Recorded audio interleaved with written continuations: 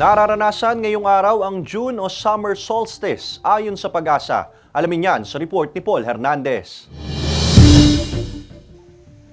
Makakapasyal pa raw sana ngayong Biyernes si Hana, pero dahil study first, uuwi na raw siya para sa online class na Manila. Mahaba pa naman ang daytime ngayong araw dahil sa nararanasang summer o June solstice. Siguro po, pwedeng gumawa ng time for gala. Ayon sa Pag-asa, magiging 13 oras ang daytime mula sa normal na 12 oras. Nangyayari ito kapag nakatilt o nakatagilid ang mundo sa axis nito. Pero it depends sa latitude.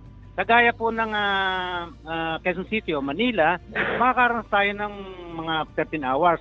Ngayon, kapag pumapanik ka naman, let's say, nandun sa Batanes, higit pa sa 13 hours ang duration of daylight. 15 oras pa nga raw ang daylight sa Amerika. Ang summer solstice ay isa raw na change of season. So, 4 lang naman yung season natin. We have the summer solstice o tinatawag na June solstice.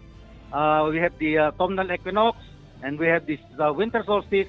And then pagdating ng March, yun naman ang vernal equinox. Pagkatapos ng summer o June solstice, aasahan na raw na iigsi na ang hapon at hahaba naman ang gabi. Kasama si Kel Ravaca, Paul Hernandez, Balitang Southern Tagalog.